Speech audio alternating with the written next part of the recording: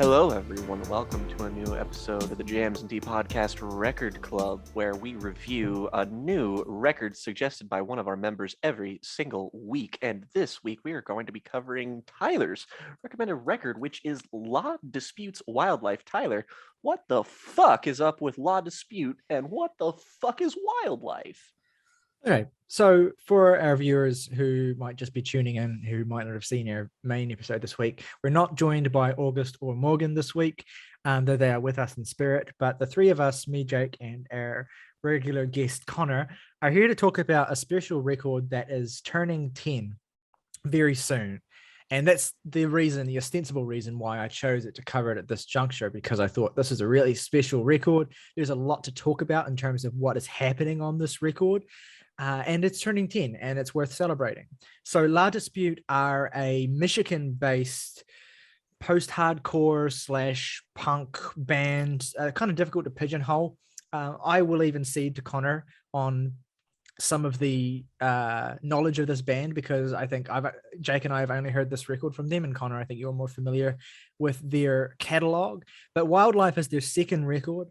And it builds on the hype of their first record. And there was a lengthy gestation period where the band were working on the concept and the ideas and the songs and the instrumentation for this record, all of which are deeply connected and very, very meticulously finessed in a way that makes this an incredibly focused and quite hard-hitting and quite literary in terms of the ways in which the writing was influenced and the ways in which you are best to approach it work. I mean, it's an album of post-hardcore music, ostensibly, but it can be treated like a book of poetry or a novel. I think the frontman, Jordan Dreyer, cited a number of literary influences on his process making this record, but the number one thing that he cited, one of my favorite books of all time, is Vladimir Nabokov's Pale Fire, which is, if you haven't heard of it or haven't read it, is a very, very fascinating and unusual book that is ostensibly presented as a reflection on poems written by a fictional author that suddenly, and I don't want to spoil it for anyone who might end up reading it, gradually is revealed to be more complicated than what it seems.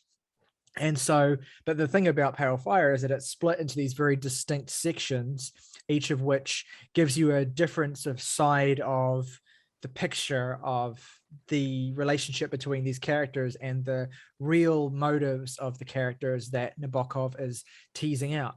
And the thing about La Dispute's Wildlife is that it is structured in a very, it's both structured in quite a fixed way, in the sense that there are these 4 distinct chapters in this book that each contain a number of songs that each relate to a certain theme.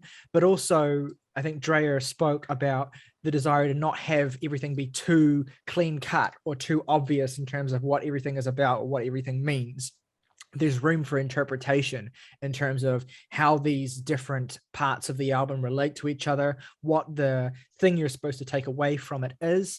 But broadly, just as a kind of general overview, and my view is that this is an album about misery and suffering. It's about how we each individually experience pain.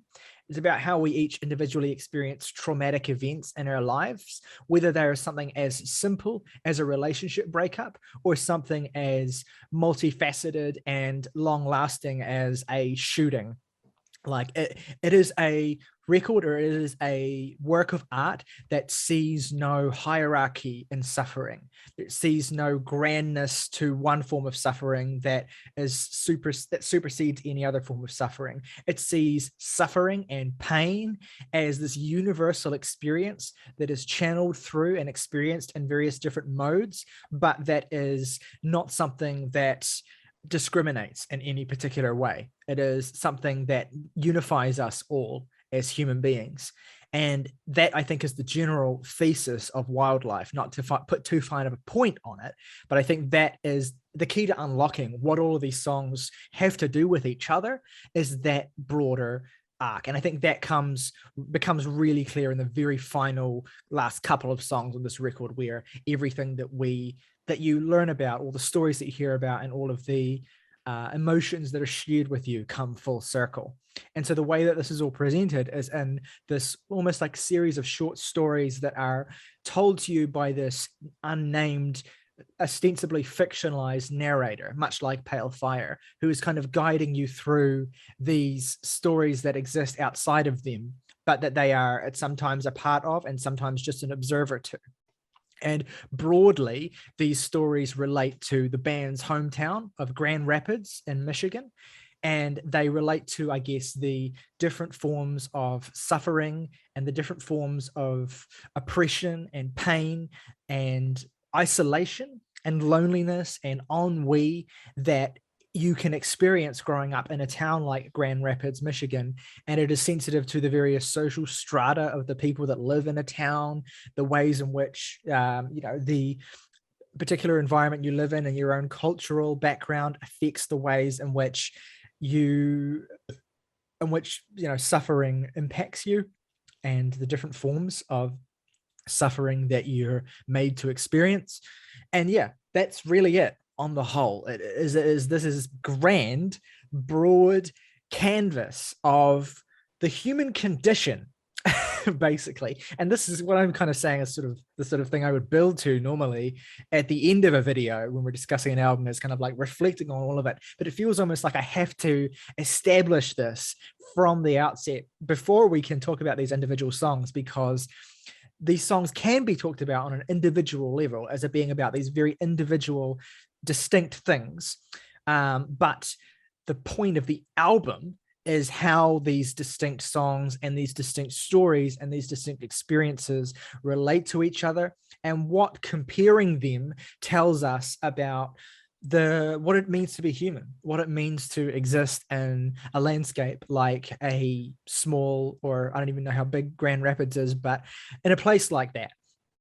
And, in a time like this. And yeah, that's broadly it, basically. And I'll take a step back now, and I want to hear, I think, Connor, it might make sense to go to you next, since you've the most experience with this band. What is your history with this record? How has this record kind of impacted you? And what do you think about, I guess, some of the things that I've said in regards to how you respond to this record?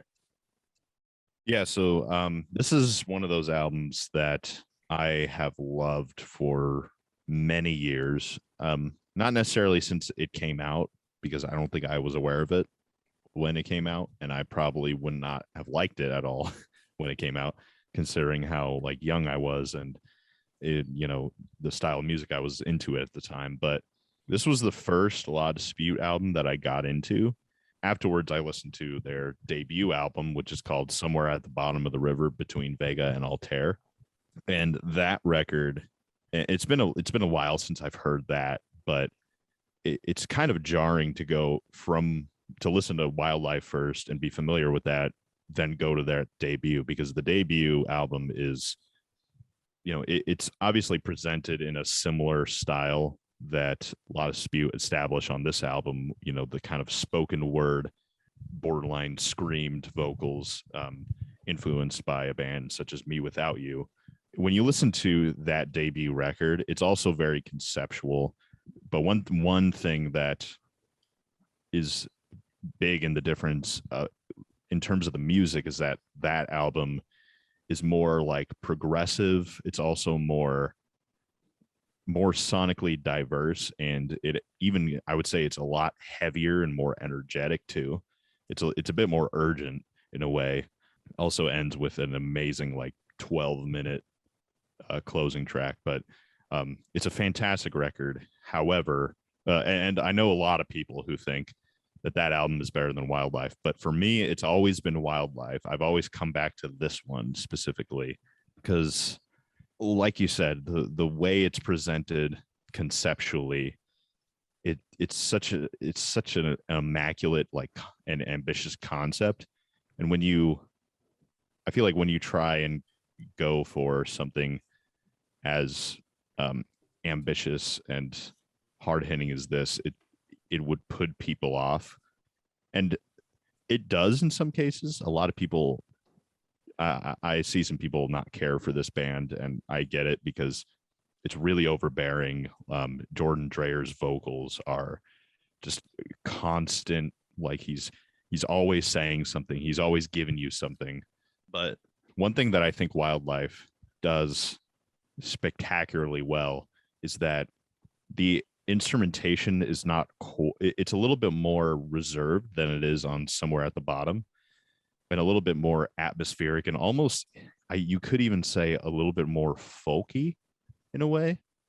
And I think that like really contributes to why I love this record so much, is because it kind of, the music specifically emphasizes what Jordan is talking about throughout this album. Absolutely. And I think some of the things you're saying are definitely, like, in terms of how some people find this record difficult to get into, like Jordan Dreyer's vocals can be like, they're basically the focus of this record. And I think it doesn't surprise me that you say that the band is comparatively a little more restrained here, because they would kind of have to be, to give space for how much Jordan is just like dominating these compositions. And there's a very much a complementary nature to the music and the work of the musicians in this band, and the work of the vocalist and the vocals, in the sense that they are locked in together. And there are moments where a tension that Jordan is able to build through the way he speaks and through the way he reveals information will be complemented and accentuated by what the band is doing. Many examples of that throughout this record that we'll get to. I think the way we'll probably talk about this is we'll probably just like talk about the record, not necessarily track by track, although we can do it sort of like that, but we'll kind of go from one, I guess, section of the record to the next. But before we do that, Jake, I want to hear from you broadly, because you're brand new, thrown into the deep end here. The only person on the Pro podcast team who was able to recruit to subject themselves to this. Not that I'm sure that August and Morgan didn't want to, but they are unable to be with us this week, and hopefully they do get a chance to check it out and maybe report back next week if we're lucky. But Jake, you did end up being thrown in the deep end here. And I think that's a good way to experience, maybe not good is not the right word, but I think it's a fitting way to experience a record like this, because it's how I experienced it, just stumbling across it and listening to it almost on a whim, and having this profoundly draining experience, such that I didn't return to it until this year, and I first encountered it 2 years ago. But Jake, what was your experience like listening to this for the first time, and what are your broader general thoughts on what this record is and what it means to you, I guess?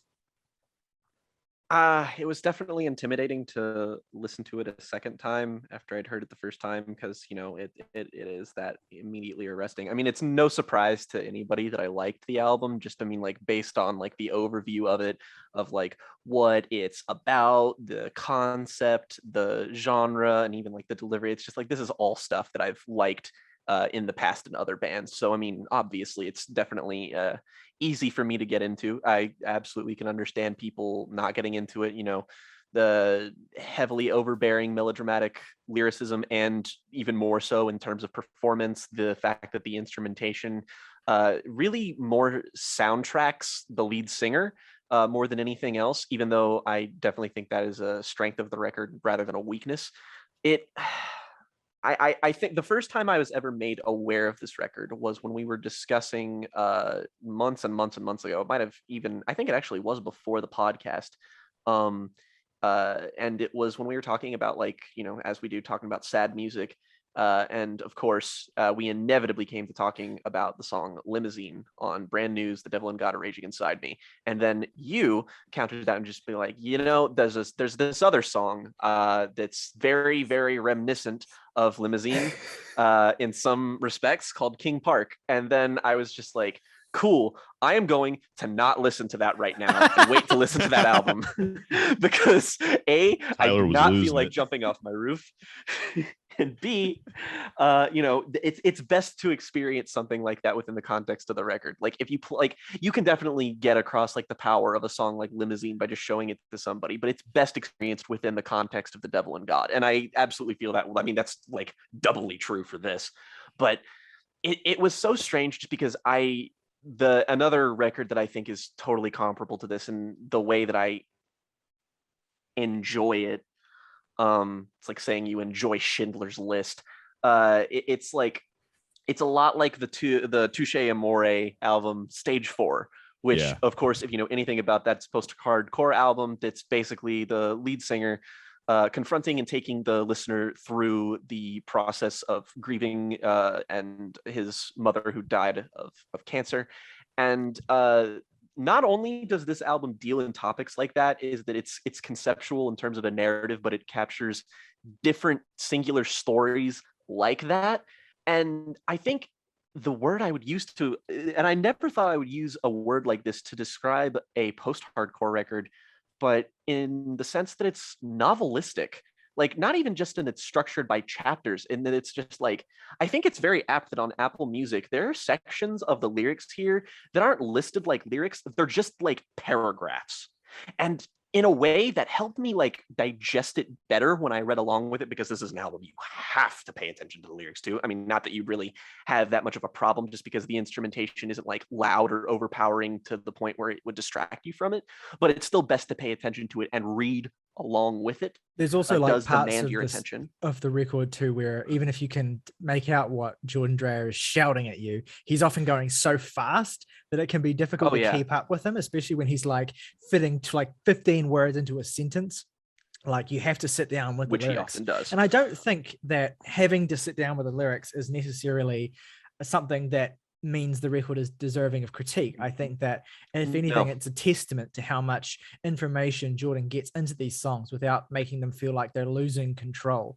You were saying. Well, I mean, he has to ride a really tight balance of like, this is an album that balances like, especially like, I don't have like too much more of my overview to say. I feel like this can lean into us maybe potentially at least talking about it track by track, but like, I feel like it's really well shown on a Departure, the opening, where this song more than the others really does feel just stream of consciousness. Like it feels like he is just tripping over his own words, but it also like it's very poetic, it's very verbose, it's very dense. It doesn't sacrifice the fact that it's trying to be very stream of consciousness by like just, you know, having the lyrics be kind of secondary. The lyrics are paramount. I mean, the lyrics, and I mean, my opinion at least, are the best part of the album is in fact the writing, the novelistic aspect of it that tells its story and communicates it to the listener in the incredibly frenetic, manic way that he's able to deliver it. And A Departure sort of serves as this opening that is sort of the framing device for the entire thing, because it's broken up into chapters. There are, I believe, is it 4 songs that start with A? Like there's A Departure, A Letter, a poem, and and a broken jar. Yeah. And those are the sections of the album. And it's great because like you see these and you kind of instantly intuit it. Like I didn't really have to be told that. Like I read further into the concept because Tyler had sent something into the Discord that I had read. But like when you look at it and you start listening to it, it becomes very, very apparent that each chapter very much makes itself anew. And the songs within each like section tangentially do relate to one another in sort of an overarching way, even if they're not like one whole like flowing thing. They're distinct movements in a specific, you know, they're different paragraphs, I guess would be the best way to put it. And I think one of the most interesting things about the album is just how all-encompassing and diverse these stories actually are. Just because like when I think about this album and I recall it, the first thing I think about is just like the images in my head of the stories. Like I remember it like an anthology film, like a movie. I just remember how I remember songs like King Park, or songs like A Letter, where you're just sort of like tracing back these images that like they're personal, and you can tell that they come from a very, very real raw place that like could be borderline or just autobiographical, but there's a beautiful sense of universality to it that like really I feel like people like us who would latch on to these kind of things strongly allows you to sort of seep in and understand this. It's just constructed in a like a flawless way to be able to get on your wavelength, despite the fact that it has a lot of like bar for entry with like all of these things about it. You might think it's like, whoa, this is like intimidating. It's like the way it's designed though, it makes it to be the least intimidating version of itself. You can just enjoy it as an album, but it's very intuitive as well. Yeah. Absolutely, completely agree. And I think that the joy you get, or the satisfaction you get rather, from that depth that the album presents is something that is satisfying on a cursory level, but even gets even more deeply satisfying when you really dive into it if you want to. And I think the level of ambiguity that Jordan provides in terms of like what exactly he wants you to take away and Mhm. how exactly he wants you to interpret these songs is much more satisfying than just a very clear linear narrative. Like, Yes. and so I think we'll jump in then to the start of the record, the first sort of general broad arc of songs. I think the first half of the record, up to um, the most beautiful bitter fruit, could broadly be is split into two halves within itself, but is broadly about stories, or stories that are presented in an autobiographical, detailed sense about growing up and becoming isolated within this landscape of Grand Rapids, Michigan. That could obviously be any town in any state, in any country, in any part of the world, but that is colored with specific details unique to Grand Rapids to accentuate that feeling of place that you can then extrapolate from it to wherever you are. But I love the way that the record opens with a departure, and immediately you're put into this place where you are being spoken to in the first person by this narrator who is detailing, who actually is framing this as like something they're writing, like a story that they're writing or a letter that they're writing, who is again ostensibly a fictional narrator, is nothing necessarily to indicate that this is Jordan himself, and more likely a person, a character that he's created perhaps to represent himself. um and it sort of starts in this place where you're not quite sure what the impetus is, like what has happened to lead this character to this place where they're reflecting. He talks about it in terms of, I feel like I have to write this like an exorcism. I guess that makes me sound crazy, but that's all right. And so you get a sense that some kind of tragedy has unfolded in this narrator's life that he's alluded to. He speaks about thinking too much about death, and whether the people reading will be able to relate to him. Maybe you know what I'm talking about, or maybe you would have known or had known. Is it once new? I don't know what tense to use. So he's automatically introducing this idea of the extent to which one person can understand the suffering or pain and empathize with the suffering or pain of another person. And he speaks about how he used to feel like everything was perfectly in order, but then came a departure that I know you understand or would have understood. Again, this distance between like whether this narrator feels that the person he's speaking to understands him or is not able to understand him. And so, yeah, you don't have a clear idea of what exactly has happened. And that you get a little bit more information at the very end of the record, actually, in the last two or three songs, where it starts to become clearer the narrator's motive for doing this. But he seems to be in this place of isolation where he is reaching out through his writing, but not sure if it is going to be to any end, if it's going to make a difference, if anyone is going to be able to understand. And so you're immediately confronted with this feeling of like doubt and nervousness that creates a real tension immediately at the start of the record.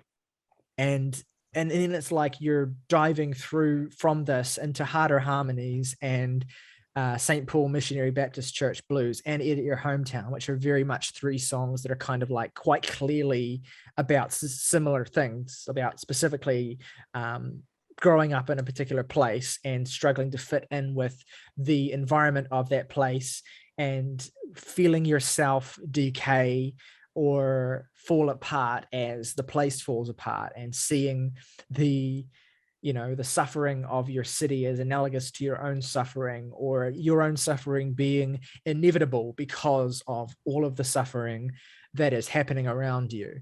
And that's kind of broadly what I think this first arc of the record is about. I mean, what do you guys think of these early songs?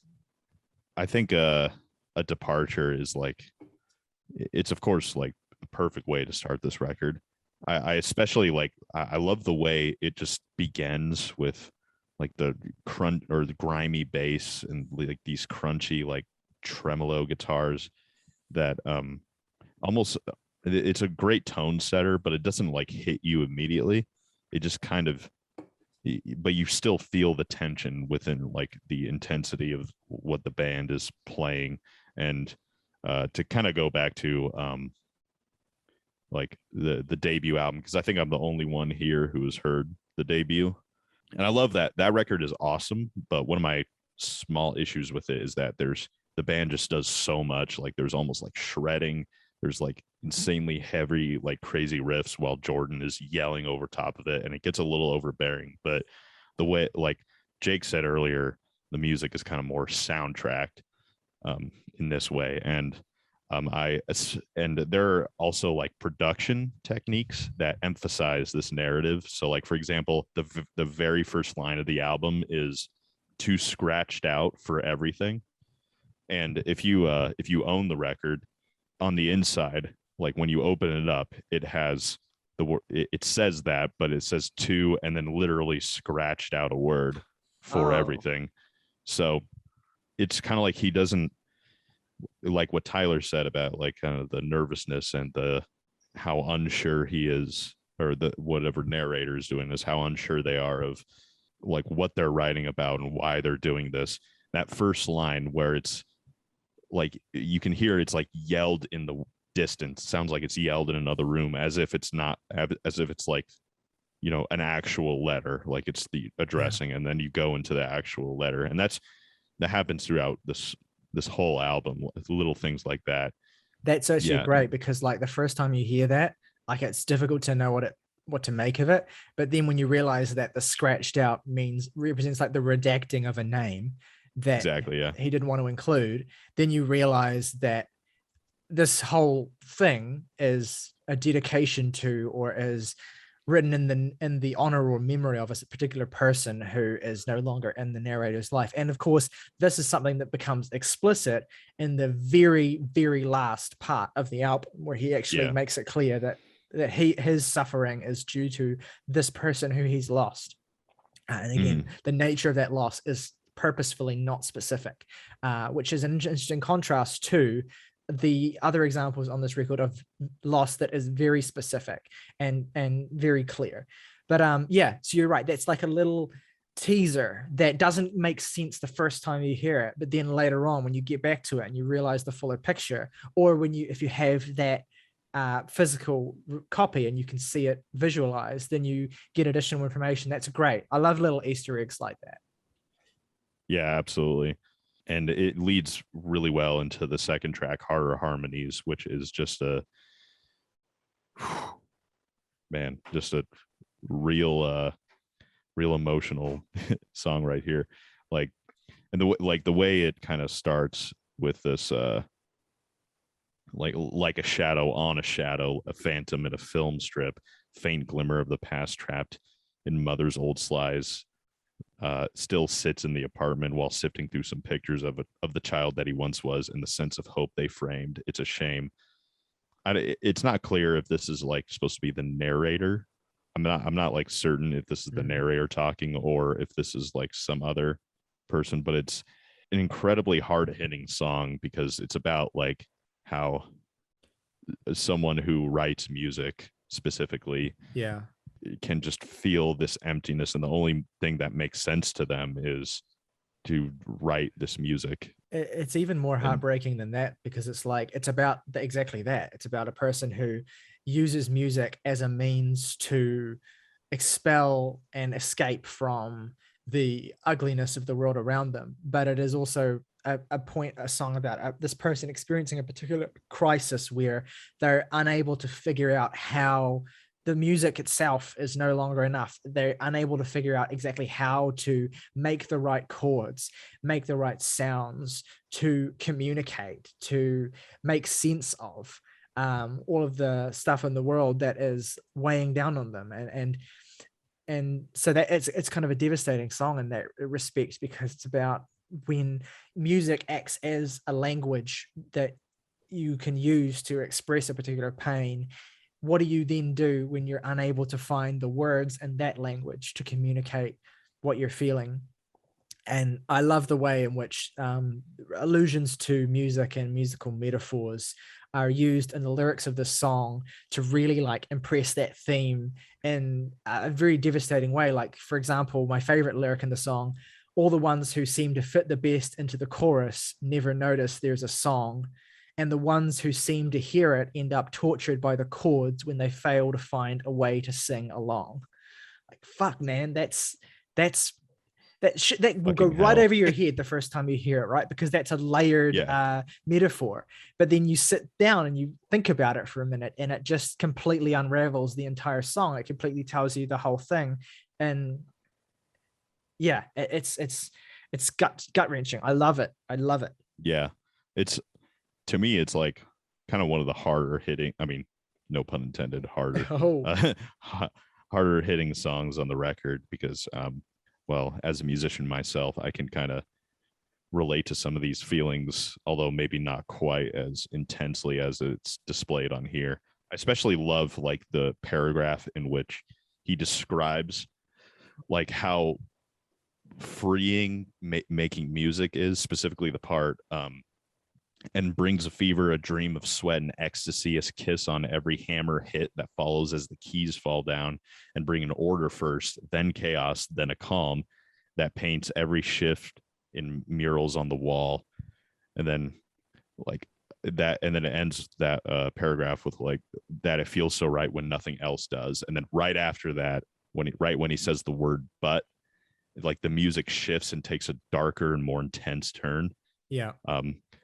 Like realizing that like there's a humming coming from the outside, which kind of represents like where he's at, like and if we want to be more literal, like Michigan, like how, you know, he makes music on its own and makes, in a literal sense, like makes music on his own, and it all makes sense, but just cannot harmonize with what's going on outside. Yeah, it's Which like the is city's got its own song, but he can't play along. yes, exactly. Yeah, absolutely. Well, then we go into St. Paul Missionary Baptist Church Blues, which is, I think, a masterpiece in songwriting, frankly, Yeah. an absolutely Yes. stunning construction of literary brilliance. I mean, not to suck the dick of Jordan Dreher too much, but like every time I listen to the song and like take in what's happening lyrically here, it's even more stunning. And it is okay. I'll give a broad overview, but like on the surface, it is the song about the decay of this church in Grand Rapids and the way in which that church's decay represents and stands as emblematic for a wider decay, both on a societal level, a socio-cultural level, an economic level, whatever kind of broader thing you want to apply to it, but also to this particular narrator's experience of the wearying weight of life in this place crumbling him. Yeah, it's something else. What do you guys, I mean, Jake, you haven't spoken yet on since at departure. I know this song is one that you like a lot. What is the song like? What gets you about this song? How the fuck is this not my favorite song on this album? I mean, like, I know, right? this was the song where I knew what I was in for. It like just absolutely flummoxed me. I think that like just the way he's able to just it describes this place in such perfect detail in a way with like these just little tiny bits of lyricism to where it's just like you can either picture it in perfect clarity or picture a place like it that you know that evokes the same feeling in you, and it just you kind of have that like relatability. Like I knew instantly, like when he started describing something, I'm like, I know exactly a place like that. And just like he gives you like an overview. It's like you're watching this place in like sped up time, like watching people coming in and out of it and worshiping and like talking, and he's like just overviewing like from a completely detached perspective of just what this place is like, how the economy affected it, crime, all this kind of stuff, and how it eventually broke down. And I think the most arresting part of it is just, he goes through all this and describes this whole thing, and you feel like you've witnessed the entire history of this place since it was built. And then at the very end, he just drops made me wonder if there's anyone like that for you and me and anybody else who broke and lost hope. Just at the very end, just perfectly tying a bow around how he personally relates to it in this specific chapter. And God bless, it's just the lyricism here is just, you're going to hear me say this a lot, I'm going to say it like ad nauseum, is just absolutely fucking unparalleled. The way he describes what gave those people purpose, past death approaching constantly, now left to crumble slowly, now left to wither with the weeds, now left to ice and vandals, the advent candles long since gone, the old foundation shifting hard, the concrete overgrown, but the stained glass window sits untouched amongst the brickwork worn. And it's just like, fuck.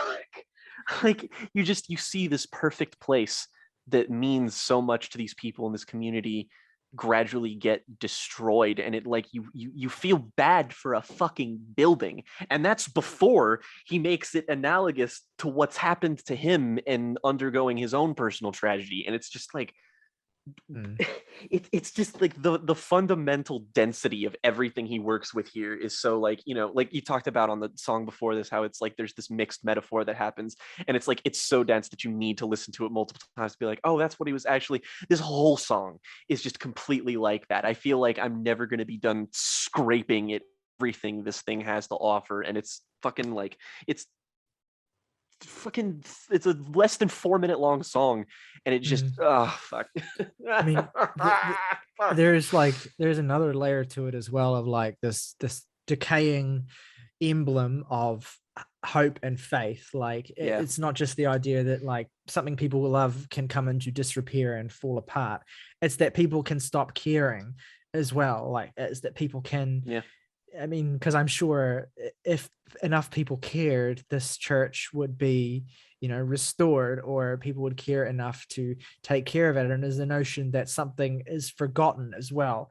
And I think it's like mundane, right? It's not that like, oh, like, they drifted away from it. It's just like, it's just forgotten.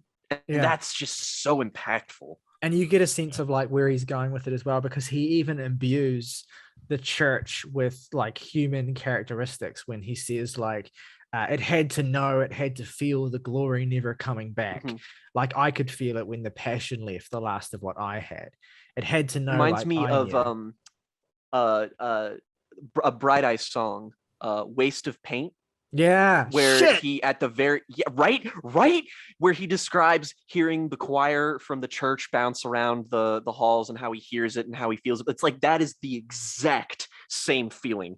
Fuck. And it's you're right. Holy shit, those two songs are like fucking sister songs now that I think about it.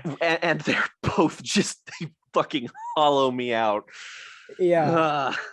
And then it ends on this note of an observation of someone, actually one person, making an effort to try and kind of sweep the cracks up, pull weeds out of the concrete, which is quite a powerful visual motif, I think, and lift a rag to wash the years of filth from off those windows. And so, there is a kind of notion of hope in a kind of very limited suggestion at the end of the song, even if it is used to ultimately reinforce your own isolation and loneliness, and the fact that you don't have that person there pulling the weeds out of the concrete of your soul.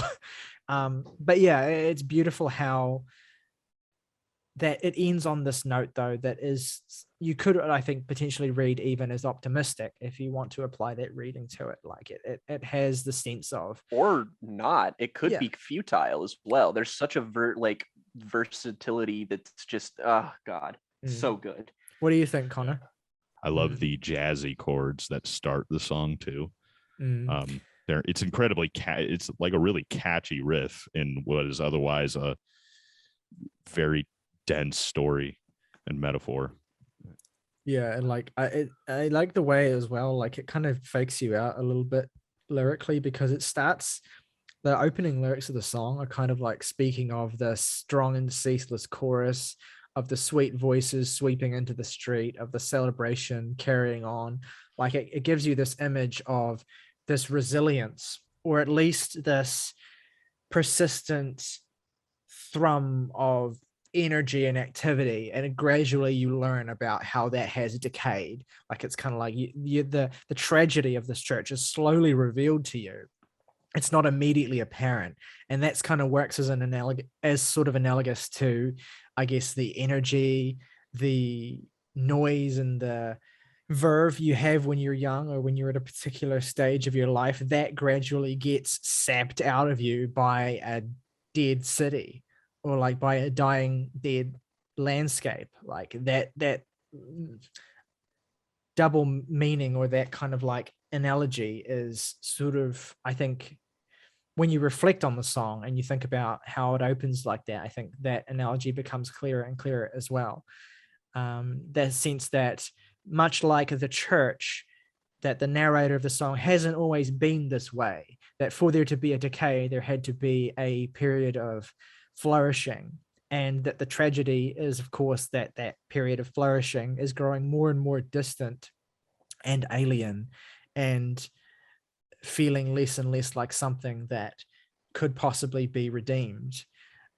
Until, of course, you get that image of the man lifting a rag to wash the years of filth away, and the possibility, the hope that you could potentially be redeemed. And that's a kind of Christian thought as well, like the thought of being saved and redeemed, and leads really, really beautifully into the next song, I think, as well, Edit Your Hometown Too, which is also a song about, desolation and stagnation and loneliness and isolation within a landscape like this, and the possibility of escaping it. It explores that in a similar way, I think. Pretty sure this is my favorite song on the album. I don't really know if I can reliably make that call, but right now, I think a lot of what roots to some of this, like the emotionality of the song, is just how mundane the tragedy in it is. It's like the main character in this song just kind of stays in his hometown and watches his friends leave. And the thing that gets me about it is that he doesn't really know why he does it. He just, he just kind of, you get the sense that he just kind of let life pass him by, and that like maybe an opportunity was missed, but all of these people leave and he's left alone with this city, with this place. And all you have are these places that you used to be, and places with these people that are empty now. And you sort of feel like, I really like the sequencing choice of having St. Peter's before this, because that feels like a microcosm of the idea here, where he goes around and sees all these places that are empty. And just the frank honesty here of the lines, like, all these memories turn each day more gray, more they space out till it's once a year will catch up, maybe less, else just daydreams while he's working late, thinks only of those friends, and when they left, are we still friends at all, my friends? Can I leave? And and also he just sort of goes back to when he was younger and saw like all of these opportunities, and it just impacts you more just because you see all the paths that he didn't take, and all the roads that he could have gone down and didn't, and just kind of settled. And I mean, it's the final sort of paragraph that really nails it all. And I trying to process this after your best friend moves a very far distance away from you is genuinely terrifying. It's just, if you grow up in a small town, or just in a place where you see like sort of urbanization or gentrification sort of just hollow out everything, it's soul shattering in a way you can't describe, because it's like, you see places that you aren't even connected to, and they change, and it feels weird and alienating, and then you end up a stranger in your own the place that you once called home, and then you realize that it was never any of these things that degraded or changed that made it that way. It was always the people, and he realizes it too late. And yeah, that's why the song is good. It's great. It's a good song. As someone who has basically lived my entire, well, not basically, literally, I've lived my entire life here in this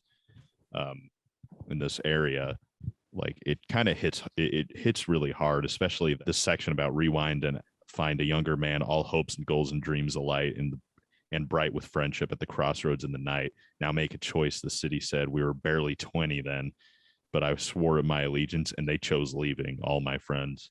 And it was like, I love that he like points out that we were barely 20 is like, it just becoming an adult, it just becomes, it's just such a sudden shift in someone's life, that I guess I have to, plan out my future. I have to, do I stay here? Do I leave? What do I do? And to stay in that place and see a bunch of people that you love, leave, and it just really hits hard. It actually reminds me of a song, a very Connor Core reference here, but it reminds me of the song Left and Leaving by the band The Weaker Thans, because that song is very much about the same thing. It's about like, who and what is leaving, and what do we have left in the city. And yeah, and I especially love near the end where he says, I might turn 63 still sweeping up the gutters in the street or weeding concrete, which is direct reference to the last track. Yeah, because he was describing that man who was doing that for that church, and now he's envisioning himself in that same spot. It's just like the way that these all intertwine with each other. It's just fascinating. Yeah, I was just going to mention that, like, it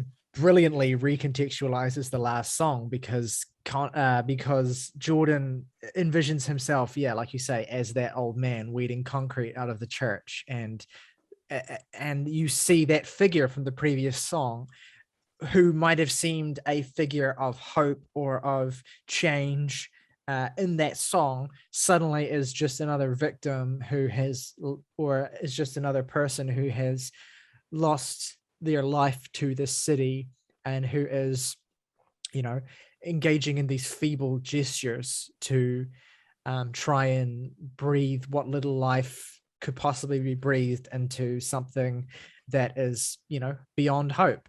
And it completely recontextualizes it. And then it ends on that just gut-wrenching note of where this narrator is literally just pleading to the listener to not make the same mistake as him, to say goodbye and be gone and be great and be done and be free. Like, that's just unreal. Yeah, and the way he like just screams that at the end, and the whole song has this kind of more punk feel to it than the previous other tracks. It just gives the song this sense of urgency, like screaming at the listener, like, don't make the same mistake. Yeah, and it makes for a beautiful climax to this sort of first stretch of the record as well.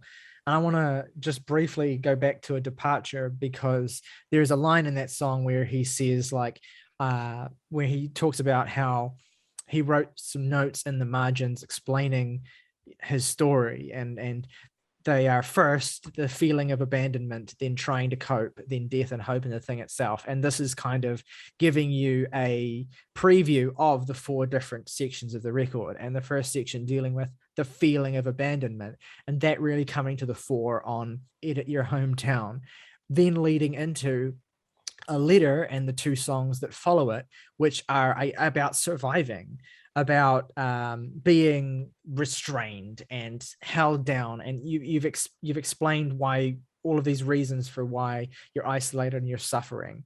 And then the next sort of couple of songs are about processing or not processing that state of mind that you're in. And A Letter is beautifully sad. I love the the structural kind of format of this song, where it's almost like you can imagine someone has written this letter to read out to his family members at some kind of meeting or something, or and you get a sense of like it's written in a way where it feels like a confessional, and it's kind of like difficult. Like there are points where Jordan deliberately like stutters or stops himself and interrupts his own train of thought in this track, so that you get a real sense of like, even though it's artificial, even though he's written it this way, it feels like you're experiencing a vulnerable moment for this character, and they're acknowledging the things that they've been advised by the other people in their life,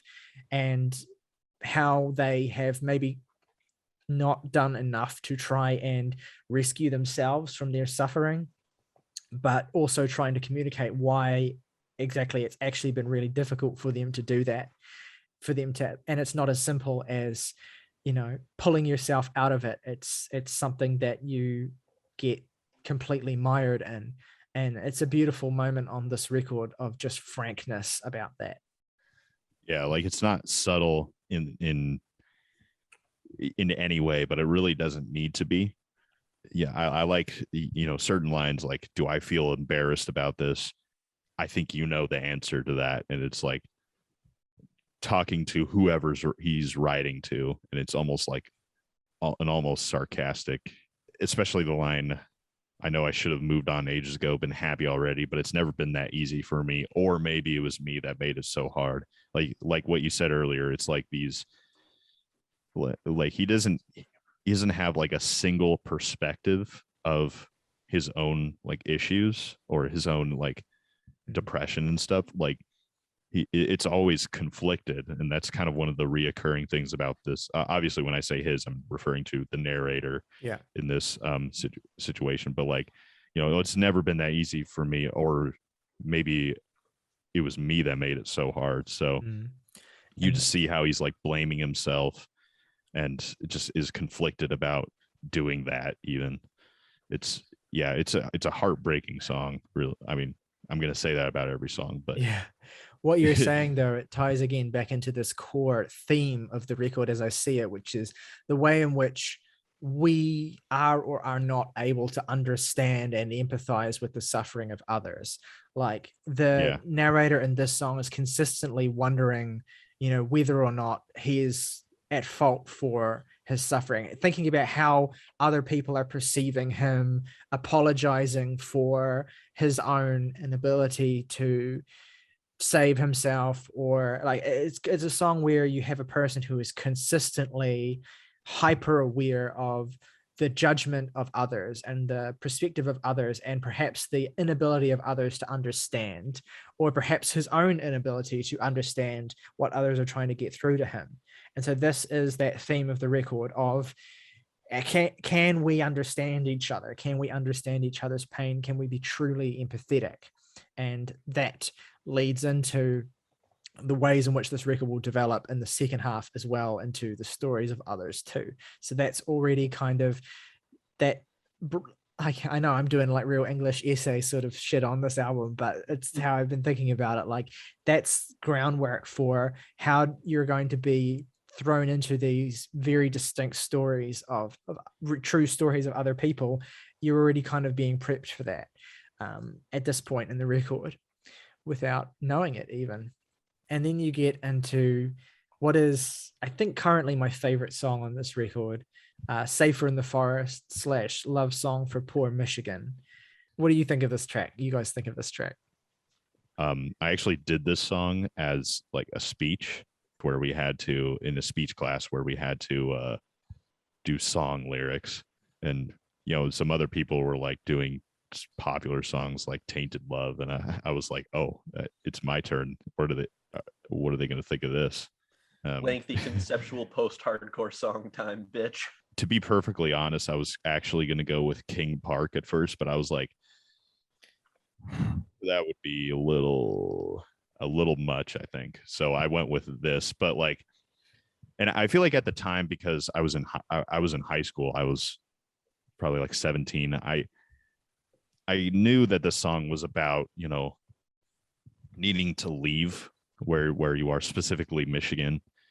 But like in the context of the record, when I read it now, it just like it hits so much harder when it's preceded by the tracks that we talked about, especially that first leg, especially like Edit Your Hometown. And the way, man, this song, it's like, for one, musically speaking, it's not like any other song on the record. It has these absolutely haunting, clean guitars that started out and set the scene and further sets the narrative with when Jordan says, I've been watching a slow thaw come around. I've been waiting in the cold and hazy blue. I've been driving alone out to the edge of town, and I've been thinking too much of you. And the way this song just like, the way it progresses and kind of describes all of these, the scenery of this city and like the urgency of needing to leave it. He packed up, took 75 northbound to a brand new life, and waved goodbye to the world in the rearview mirror. Saw it clear in hindsight. And the way the song just builds up to that huge ending with it, like the lines, I need to leave, I can't marry this place, I won't bury the past, I just need a change of scenery. It just, to me, like, even though the song is not, it's not one of the louder songs, it's not like punkier like Edit Your Hometown, it feels like one of the most urgent songs to me. Because it's just like that realization, like, I desperately need to get out and I'm going to do that. Yeah, it just really hits hard.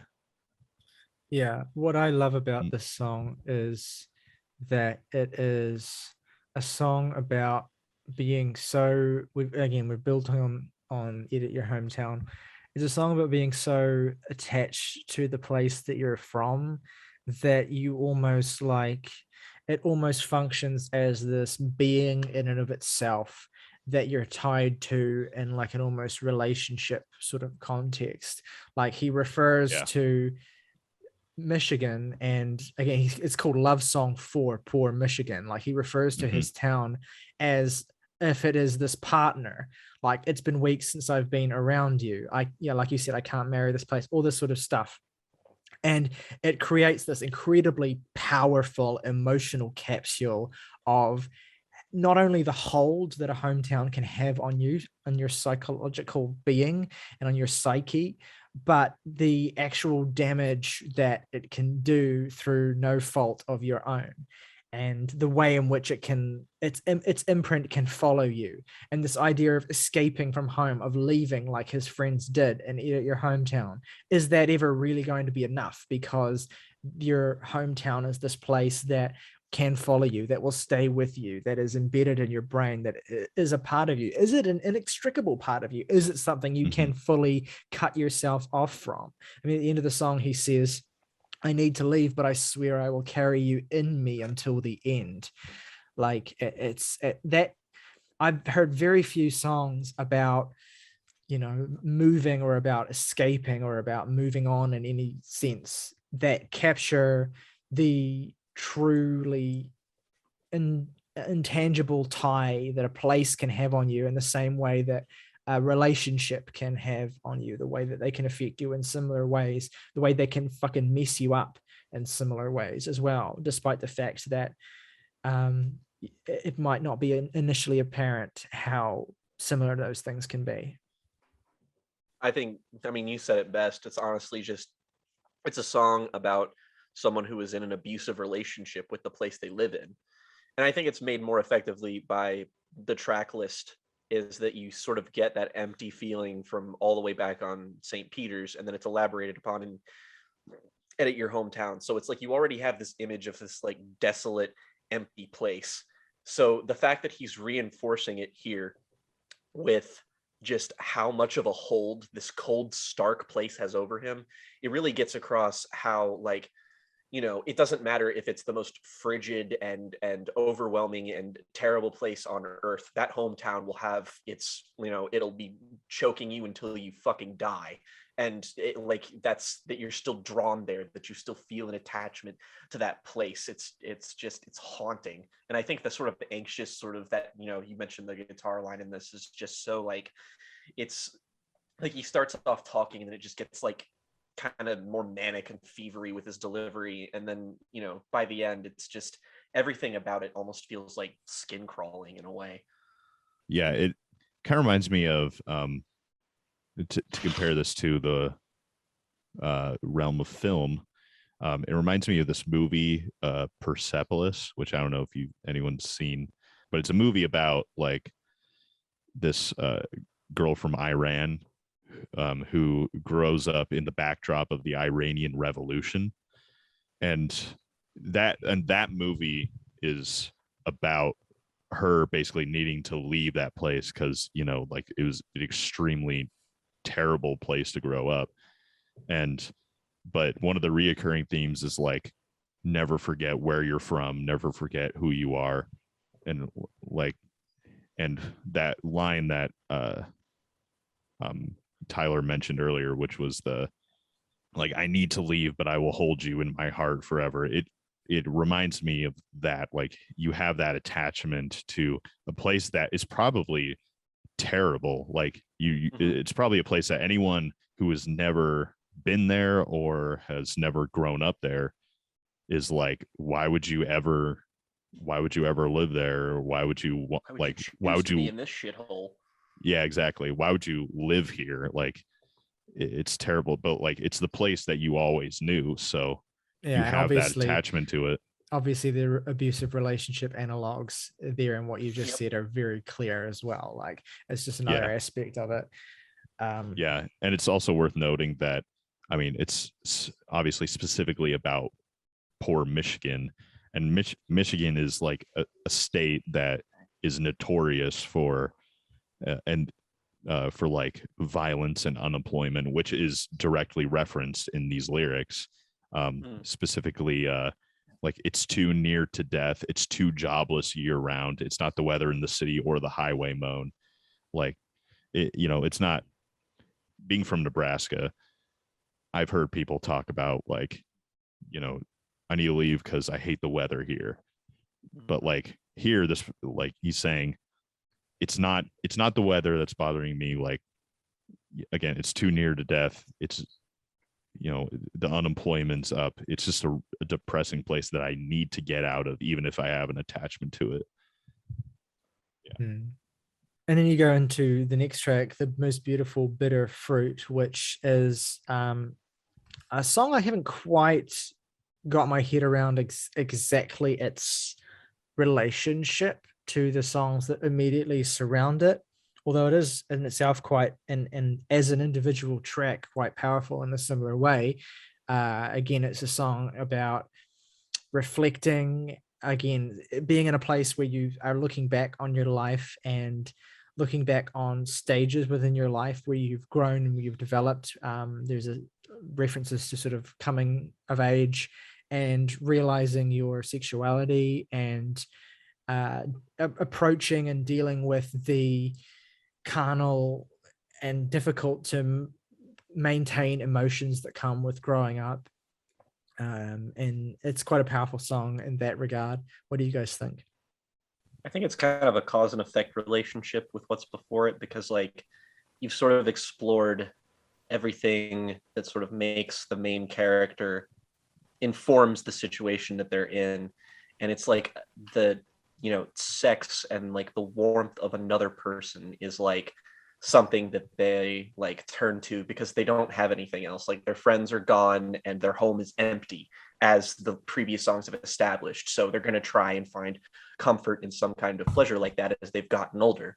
And in doing so, the actual description of the sexual act in this song is maybe the least sexy thing I've ever heard.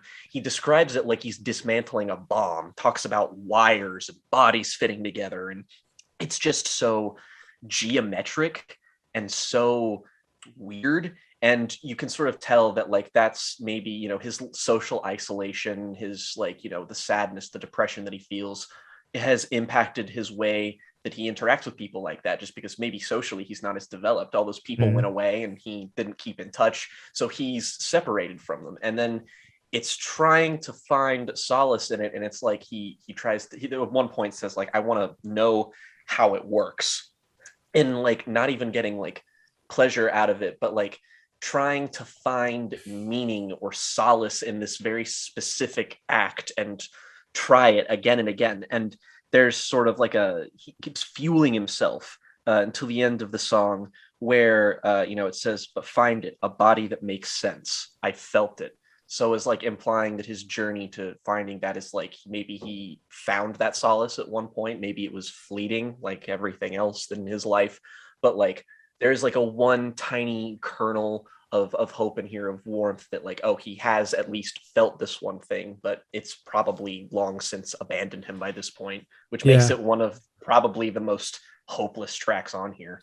There's lyrical allusions here to earlier songs like Harder Harmonies, and the last lines of the song there he talks about the feeling, when the feeling hits it, it's a fleeting ecstasy of natural harmony that fears the notes being played and tries to sing along. And so like, if you want to think about it in the context of the song that precedes it, it's kind of like if you envision one's relationship to their hometown in terms of a relationship, then this is about having left, trying to connect again anew, trying to connect in a new way. Like when he says, I want to feel it out, I want to know how it works, I want to know if it was worth it to worry about the ghosts I fear would haunt the memory. So you could see this as actually a song about embarking on a new, or looking towards that, making steps towards new relationships after the dissolution of a previous one, or you could see it as about trying to forge new connections in any way, and sort of a final note of reflection on, or a kind of like final piece of the story, or an epilogue even, to everything that's come before it on the record. Before this record could have changed its direction in the second half, this is kind of like a note of resolution,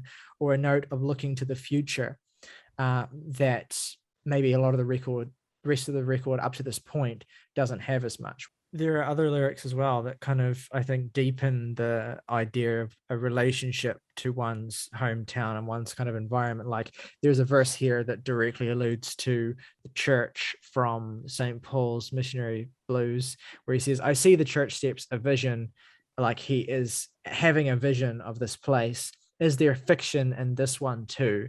It's true, I've made a tale of it here still. It's a little unclear who's been haunting who.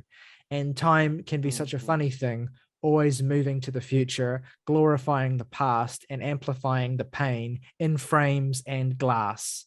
So was our touch half as sacred as I've made it seem, or just another fabrication of a half dream?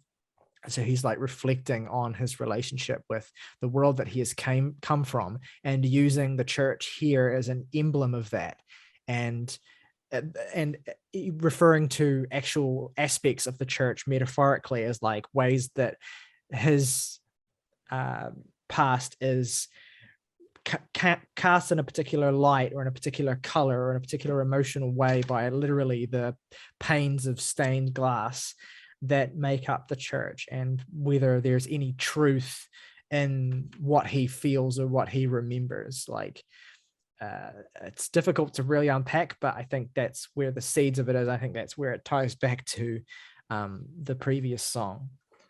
It's borderline deconstructive, honestly. Like it's just him, like this entire album has these notes where it's like, and verses where it's almost like the entire purpose of that given verse or stanza is to have the author reevaluate what he just wrote, like notes in a margin. Like, and that strikes me as one of those things of just like him sort of calling into question, like, oh, I'm telling these stories and using these things that happens to me, and I'm amplifying my pain. It's just like, the speaking to the inherent malleability and frankly the potential dishonesty you can have with trying to relay these experiences, whether or not they're truthful, whether or not they're exaggerated. He's like poking holes in his own story, and like just sort of that essence of the melodramatic swell of it all constantly being interrogated on this album. Like he's constantly calling himself into question, whether or not it's ethical to do something like this, whether or not it's healthy, whether or not people will find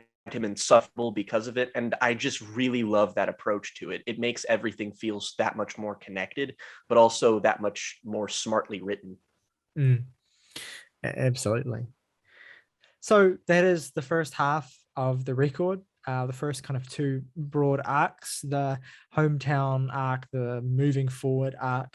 And so then we get to this point in the record where the narrator is wallowing and again, these thoughts of trying to understand, trying to conceptualize, trying to find a framework for the feelings that he's experiencing and the crisis that he is going through in terms of trying to move on from what we can gather as some kind of grief that he's experiencing that you could interpret in any number of ways. A grief for the loss, for the end of a relationship, a grief for the loss of someone in his life, a grief for the loss of a stage of his life represented by that childhood place. Like, you get a sense at this point in the record that all of these feelings and these complicated tensions within them that this narrator has revealed to us through these songs are reaching this kind of fever pitch. And he details this in a poem, the sort of beginning of the next arc of the record, where he talks about how he's increasingly aware that I've been painting things in gray. I'm increasingly alarmed by the pain. I am increasingly alive to every cloud up in the sky. I'm increasingly afraid it's going to rain. And so you get another moment of pure self-reflection in this piece where he ponders even the point or effectiveness of his own musings, whether anything is worth anything at all. And whether writing or communicating or trying to put into words any of this pain is worth it at all, is even possible to do or possible to make sense of. Yeah. This half of the album is just, oh God, it's emotional torment. Yeah, I'm still stuck on these lyrics in a poem because I don't know what to do. I don't want to just read them all out, but like, there's a lot of depth here, and talking about his pain being like or his like suffering or his guilt or all these feelings being like leaks in the basement, a drunk in the night choir slurring all those words to make dead beat that sweet old refrain, self-inflicting my pain, and therein lies the real shame. I heard when they were picking through the rubble, finding limbs, they sang hymns, but now what of what I sing? The worry, the wonder, the shortness of days, the replacement for purpose, the things swept away by the worry, the wonder, my slightness of frame, the replacements for feeling, the casual lay, and the worst of the wildlife wears clothes and can pray, and the worry, the wonder for 3 meals a day, only death unimpeded, not slowing its pace, brings that petty old worry and wonder away. Like a lot of circular rhymes and motifs and lyrical callbacks within this that I mean, yeah, it is literally poetic. It is a poem. It is literally written in this poetic style that is quite unique on the album in terms of like the meter of those lines that I just read. It really just sets the next part of the record up in a beautiful but terrifying and horrible way. Yeah. And so then we go into King Park, which is of course the most notorious song on this record, and obviously I would say the absolute peak of the marriage of tension through storytelling and tension through musicianship that happens on this record. Everything that makes this song what it is due to those two aspects of it coming together. Like, yeah, there is the utterly enthralling immediacy of the first person storytelling, particularly this idea of a ghostly observer to these tragic events who is unable to intervene, but also can barely take his eyes away from it. So there's that, which is a beautiful framework for telling this kind of story. But there's also the fact that musically, the arrangement on the song, the way in which it builds tension, the way in which it escalates, the way in which it ebbs and flows to that climactic point is just, it's utterly stunning. I mean, I've heard this song, I probably could count the amount of times I've heard this song on my hands, like I just can't, I can't listen to it. Whereas like something like Brand New's Limousine, I've probably heard like 20 times at least.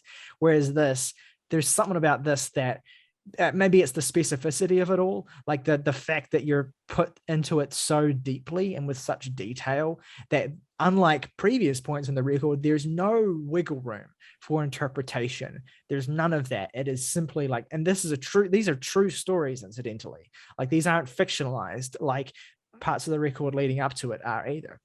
These are stories of real things that happened in Grand Rapids that Jordan was either, a part of, or in terms of being privy to that information directly, or became aware of.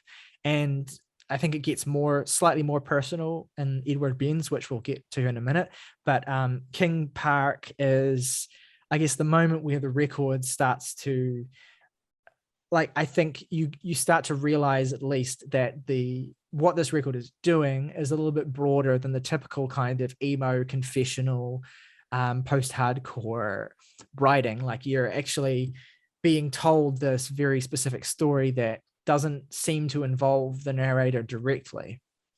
And I don't even know where to begin with talking about this. I mean, it's actually in some ways there's less to talk about than there has been in some of the previous songs, because it's literally just the story that you're told and the way in which there's very little to like relate within the story to anything else that's going on the rest of the record. Like it's just the story sits as an emblem of, and alongside the next two songs as emblems of being made to understand the most vivid of suffering by experiencing these stories in the most intimate of detail.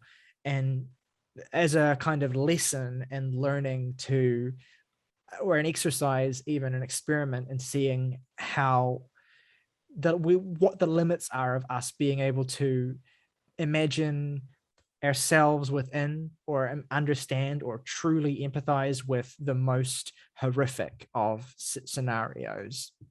In this instance, whether we can empathize with someone who has accidentally murdered a child and the emotional state that he's experiencing, but also the emotional states that the people peripheral to him, both people close to him, people uninvolved but party to this experience, what they are all experiencing. And the song is, I guess, an exercise in getting the listener to be embedded within the scene and understanding of all of these different perspectives on this utter tragedy, through the guise of this unknown, unspoken observer. It's, I mean, a masterclass in songwriting, and just I drift towards intellectualization because I don't know any other way of really communicating what the song does, because you just have to listen to it, really. Like you can't, there's no point in recapping the story. It's just there, and it's awful. I mean, this is probably the most powerful example of storytelling on this album. And honestly, like, it's, like you said, it's a masterclass in songwriting. I think it's just one of the most powerful songs of all time. I know that's like hyperbolic, but I'm like fully genuine. Like it's, man, like where do you even start? Like it's presented like a movie. It's like I'm watching this on screen unfold, because I mean, of course we've been talking about the lyrics because that's the main focus, but like the band themselves, like the instrumentalists, add so much to the narrative, which I've already said before, but like it's perfect here because there are certain moments in which, like, for example, when the instruments kind of drop out on the third verse, where he says 3 days later they made a funeral plans the family. 3 days later a mother had to bury her son. It's this incredibly like tragic change of scenery from describing this like horrific tragedy that happened to like humanizing the people that were close to, or just showing like how this affected people that were close to this poor kid. And when you read about, like, before going to this, I read the article of like the actual story, and I don't know how many of like the specific details are true, but like a lot of the big things about it are absolutely true. It's not like he had to, add anything on his own.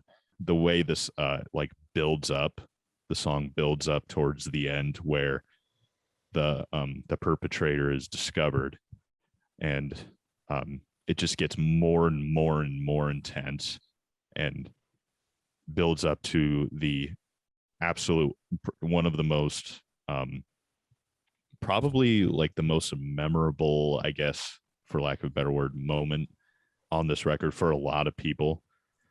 Yeah.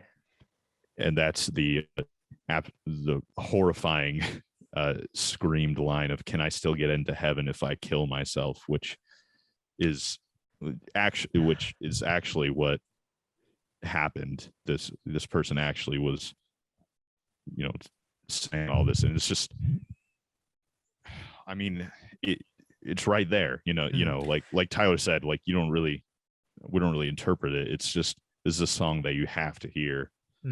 It's I think the truth of it is key as well. Like, it's not like other works of art where you can use true stories and adapt them and change them to assert certain points. Like, obviously there's bias here in terms of what information is presented, how it's written, what kind of things the writer wants you to think.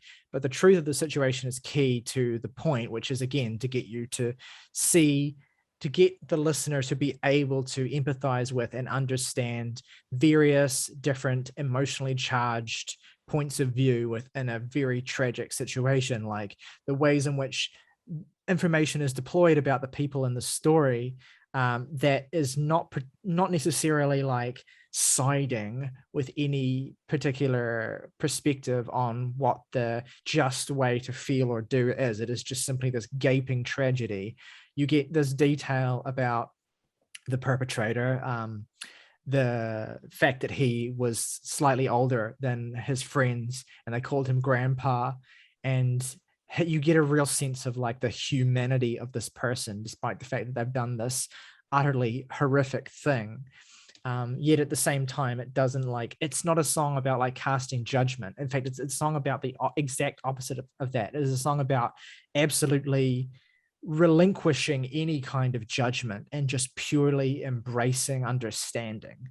And that, I think, is why the song is structured the way it is. And I think that's why the band give that finale of the song the impact it is, because it is about understanding in the most potent, distilled, pure way the most despairing feeling in the planet, like literally the moments before suicide. And then, of course, it's meaningful that though the story did end in suicide in real life, the narrator is unable to bear the watching that actually happen. And you realize in that moment, as the song ends, when he says, "I left the hotel behind, I don't want to know how it ends," you become aware of what a fucking relief it is to be removed from that moment. And that is a kind of amazing moment when you become cognizant of your own relief, and then that makes you aware of how emotionally tied into this you were. And that's, I think, the most perfect moment on the record in terms of its point of understanding being communicated to the listener, or the listener experiencing that and having this kind of epiphany about it.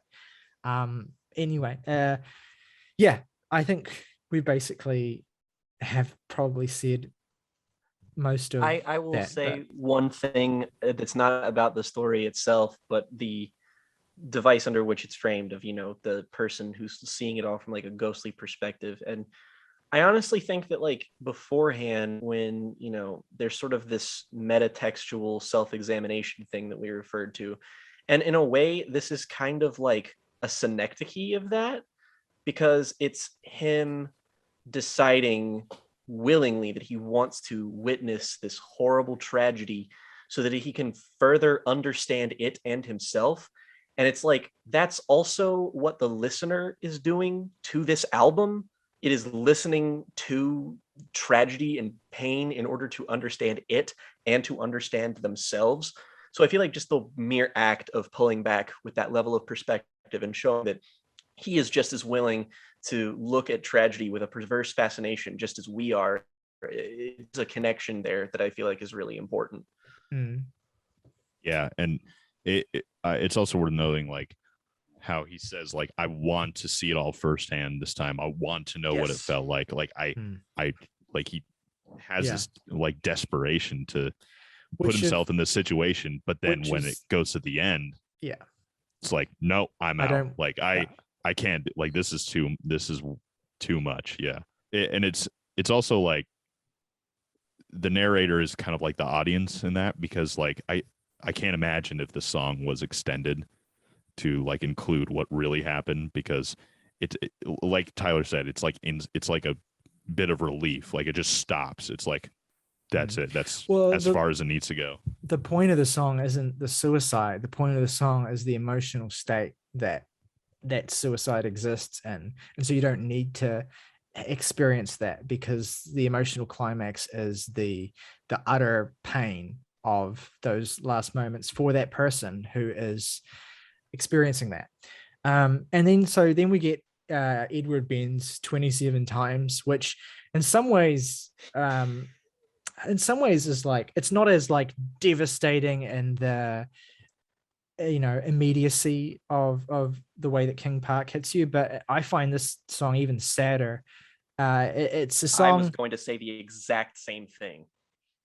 It's and what I like about the way that it's positioned here is that the narrator is an observer in King Park, but they're actually part of this story, still indirectly, in this song and in I See Everything as well.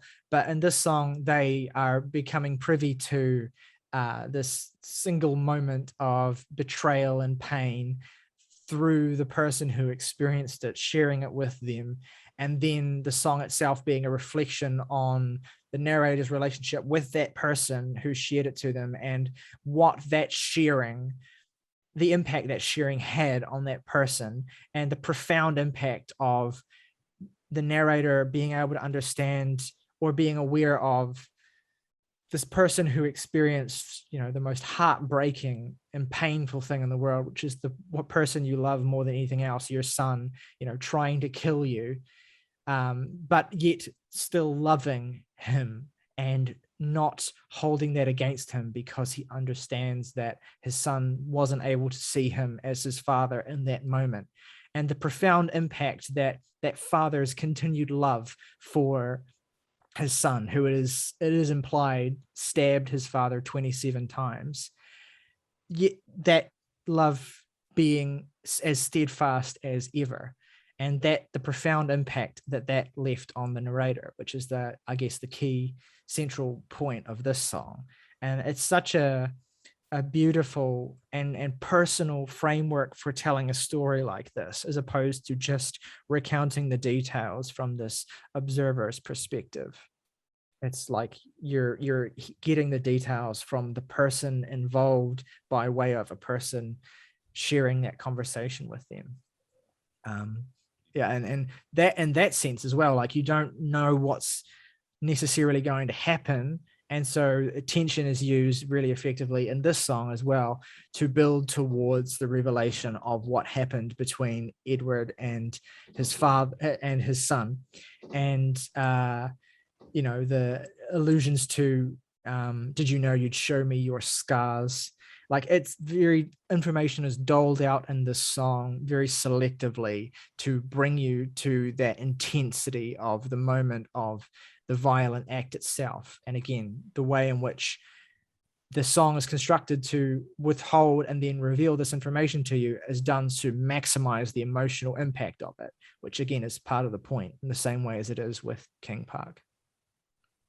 The themes, like, on this song, and this kind of goes into like other tracks from this point on, but I felt like it's a song about like like something horrible, absolute, like one of the worst things that could happen to someone, like being stabbed multiple times by your own son, and yet that person still finding a purpose in life, still loving their son. And the narrator's like, nothing that horrible happened to me, but I'm still feel empty. Like, it's a song kind of about empathy in that regard, and the different ways, again, that like the music dynamically changes with kind of the narrative in the different parts of the song, like how it comes back like in full force near the end when actually describing in like in the specifics of what happened. What I love about it, or like not love necessarily, but what really affects me about it is by the end of the song, like the narrator is torn apart by the fact that Edward had made peace with and was still able to continue loving his son. And the narrator still is yet this knowledge, this understanding still leaves the narrator feeling lost. Like, I sit in my apartment, I'm getting no answers, I'm finding no peace, no release from the anger. Like this loss, this implicit loss that this narrator has experienced, which again, we still don't know the specifics of, and we still haven't really been let in on, and we won't be until the last couple of songs. But that this story has allowed this narrator a sort of understanding, but yet hasn't freed him the way that he wants to be freed. And he ends the song by saying, Ed, if you hear me, I think of you often. That's all I can offer. That's all that I know how to give, is thinking of you and keeping you in me, but it doesn't save me. I love the way this song starts because it's in detail describing sort of the way that the main character and Edward speak, and the first thing he notices is stutter, and he's like trying to get out words, and it ends with he just gives up and says it's like hell getting old. And it's like you've basically put what this entire character is in like a microcosm of this one little verse here, and it's like weirdly emotionally investing. It's such a small detail, but it really gets you to be like, okay, what's this dude's story? And just following it all along, there's just something about the idea of the end of that song where it's like you just go home after hearing something that rigorous and that like blatantly terrifying and emotional, and you just don't really know how to like process it or how to like deal with it, or even if you can deal with it. But like it's an interesting examination because it's like the narrator's displaying a difficulty to do that, whereas before on the album it feels like the understandings and the attempts at empathy are at least mostly successful on his part. But this is an interesting point where it's like almost that he has to say he holds it at arm's length, because if he thinks about it too much it's gonna fucking kill him. So it's like a defense mechanism that we've kind of seen be reinforced throughout the last couple songs, of ways he just kind of deals with this. Same with King Park too, about how he can't watch it all end. It's just him trying to run and avoid from these things. And then you have I See Everything, which is like a similar sort of a similar sort of thing, right? Where you are, I think the overall point is the same, but again, the formatting is different. Like at this time, the narrator is reflecting on something they experienced as in high school, where their teacher chose to, for whatever reason, reveal in very specific detail, like diary entries of their experience gradually losing their young son to cancer.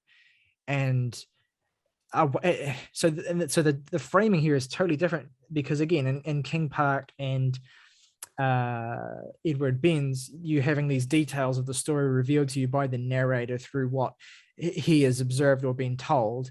And here it's like not even from the narrator's perspective. Beyond once he's set the scene, then it's literally just you're reading these diary entries, or you're being read these diary entries dated to specific times across the course of almost a year. And then eventually you just get one little verse at the end where the narrator reflects on his barely being able to fathom what that experience must have been like, but the power of contemplating it and the power of, again, his teacher's steadfast faith in his words and the impact that that has. And again, it's like with Edward Benz 27 times, it's not enough to help him survive or overcome or come to terms with or find peace from in itself, but it is but understanding and empathizing through this experience is part of the emotional journey towards being able to understand and reconcile his own pain. And yeah, and then that manifests through this story, which is pretty fucking devastating. Yeah, I don't know. To say the least. I don't know what else to say, to be honest. Talk about, I mean, again, a point that I keep come back to, which is the way the music is composed to go along with the storytelling.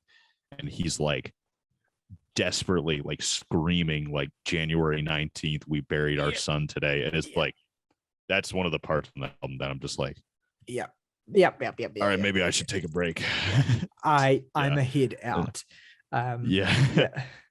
Yeah, literally. Yeah. It's just, yeah. And then, yeah, like you said, I especially love the last paragraph where he's talking about like, the peace and comfort you displayed through a pain that I can only imagine. Loss of a child to the torture of cancer held me because I can only imagine how you recovered. It's like the narrators doesn't seem to like understand how someone could go through something as horrible as losing a child and still come up with hope, with faith in God too. Like it's just completely like alien to him, and he's trying to like understand that. It's just one of the most powerful songs on the record, I think, for sure. It's just crushing. Yeah, those last couple lines of like, though I felt nowhere what you have, I see nothing at all. Though I felt nowhere what he did, my eyes are closed. So again, that sense of just the sense of isolation that this person is in, and reconciling that with his sense that his suffering is not enough to warrant the state that he's in. And I think that these songs are important because, like I telegraphed at the top of this video, this is an album about coming to terms with understanding that suffering is this universal constant that doesn't need to be formed into a hierarchy of validity. Like suffering is suffering. And through these stories, this person learns to understand that their suffering, there is no point in trying to compare the magnitude of suffering between stories. Suffering and pain is not this thing that exists on this spectrum necessarily, or at least that imagining it in that way trivializes it.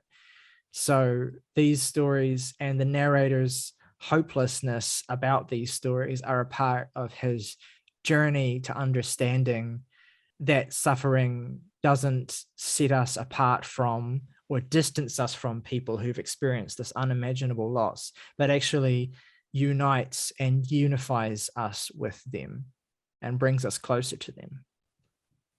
So then we get to the last part of the album where basically everything sort of gets drawn together in these last three songs. And I would say the epiphany that I just spoken of is kind of realized, and the concept and the reason why you're hearing all of these stories and the reason why you're thinking about all of this pain and suffering, at least in my estimation, becomes clear, or kind of comes into fuller focus. In A Broken Jar, the narrator mulls on, again, sort of things that he's touched on throughout the more, meta or author to audience parts of this record where he mulls on who has he been writing to, what has been the point of this, what is to be gained from this, is there anything real, like, or is there anything to be taken away from what I have said, and asking those questions of whether there is any point to suffering or pain or the understanding of it in the first place.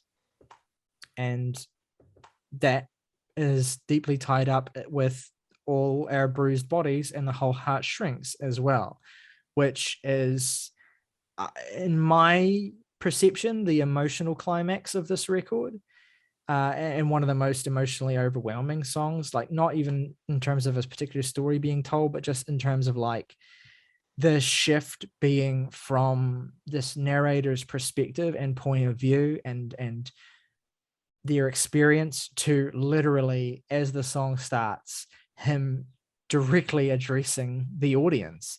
So now tell me how your story goes. Have you ever suffered? If so, did you get better, or have you never quite recovered from it?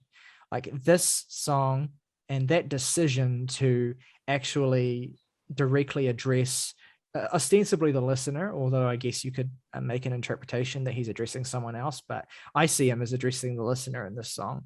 It's incredibly powerful because you have up to this point been confronted with all of the sadness from these different stories that you have experienced, or from this narrator's reflections on their hometown and their coming of age and their escape and trying to understand their emotions.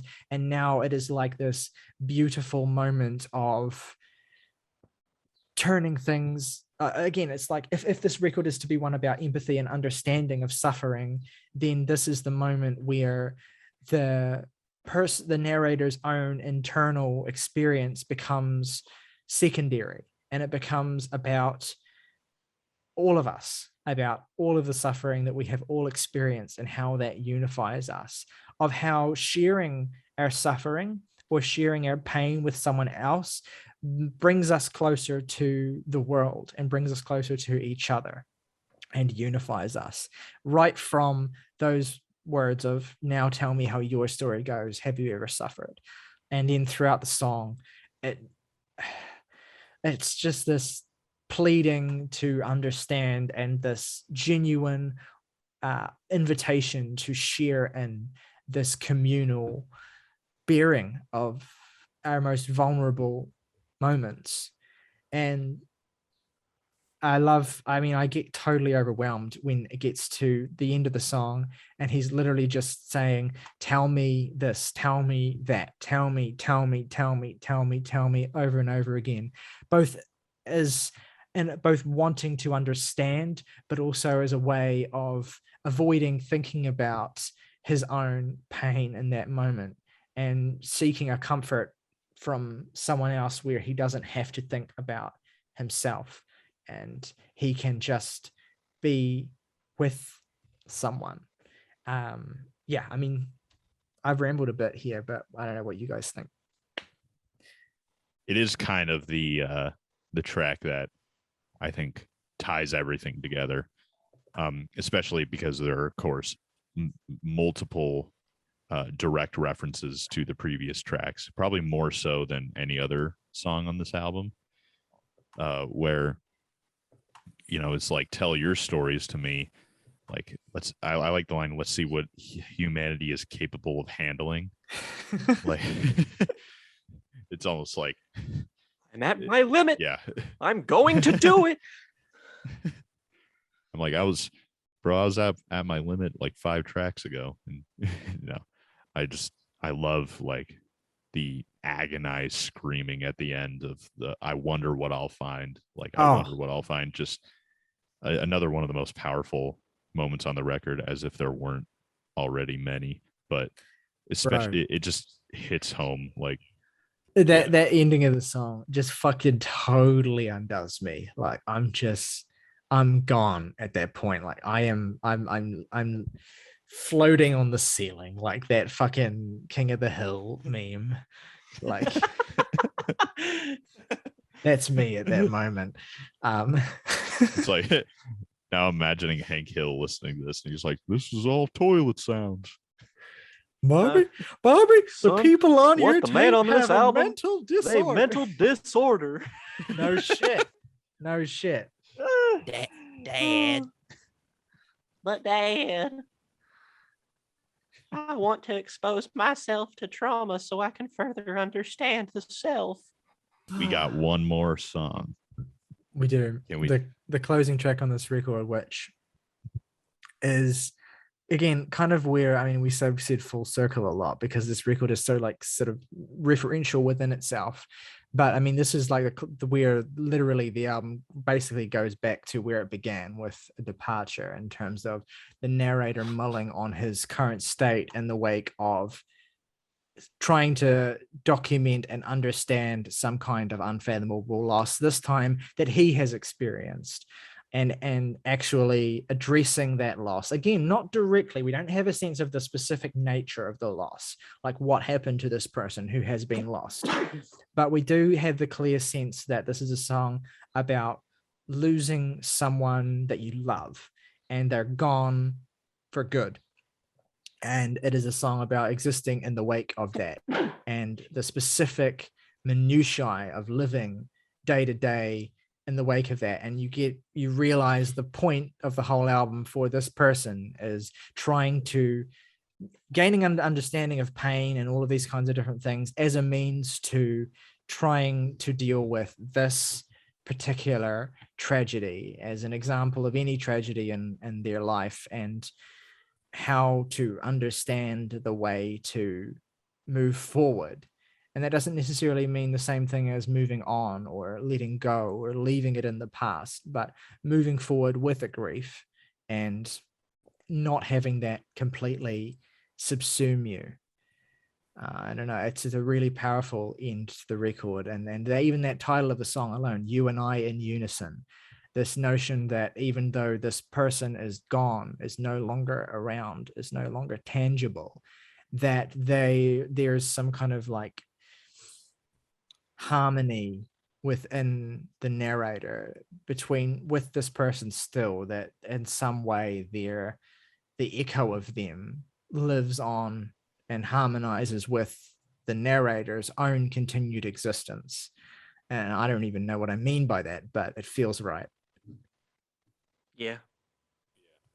It kind of seemed to me like this is kind of a pretty much a breakup song, like with an individual person, which makes me think like, it makes me wonder, like, is that what this entire album is kind of relating to? Like that, I'm like, that's kind of the purpose for why the narrator is writing all of this. And yeah, it's still like, it's an incredibly powerful song. I love the way it ends with "Until I die, I will sing our names in unison," and he just screams that in the distance, kind of like how the album starts off with the two scratched out for everything. Like, it's in the similar way. It's kind of like full circle right there. All right. Well, we're basically at the end. Jake, is there anything else you want to add on this or the album? I mean, as you may have guessed, I'm a big fan of this album, and I'm going to give it a very high score.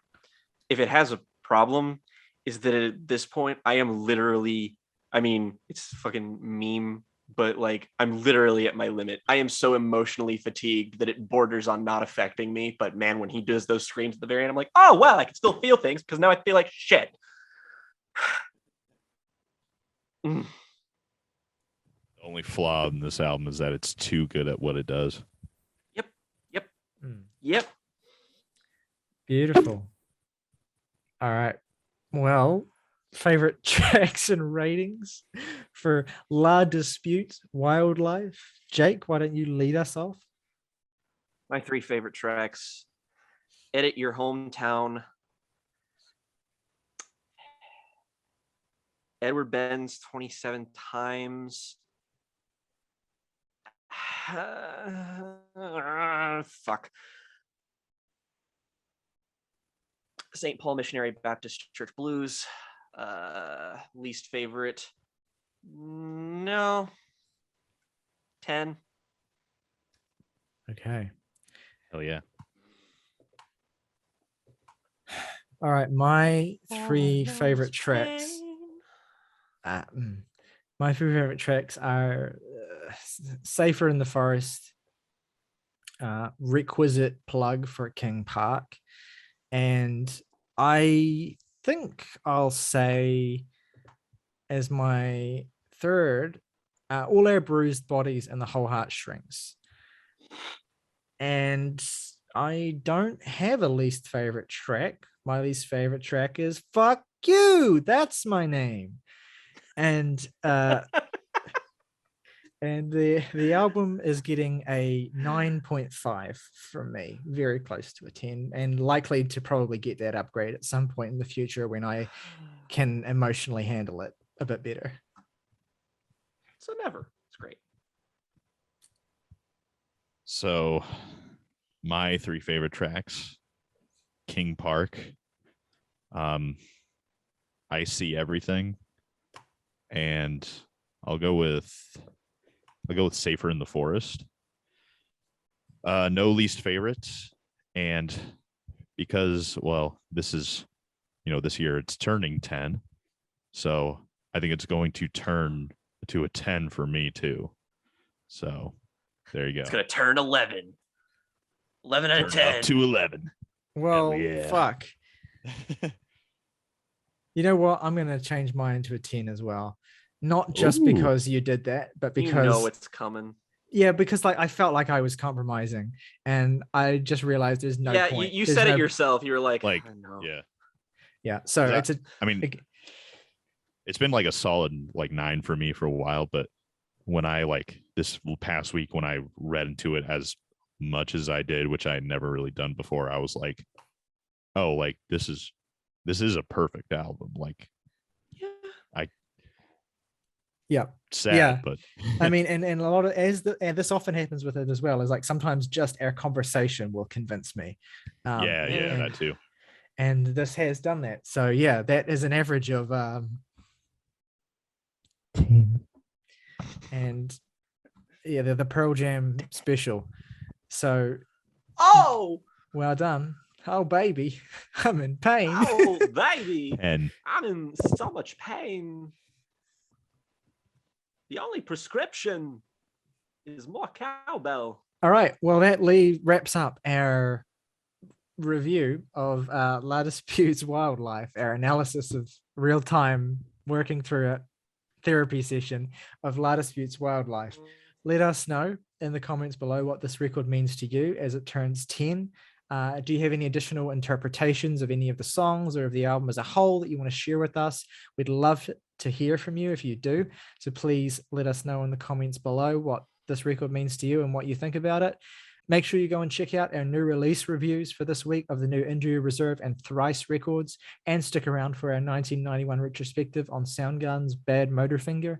But all that remains is for us to bid you a sweet good night. Rock over London, rock on Chicago, American Express. Don't leave home without it.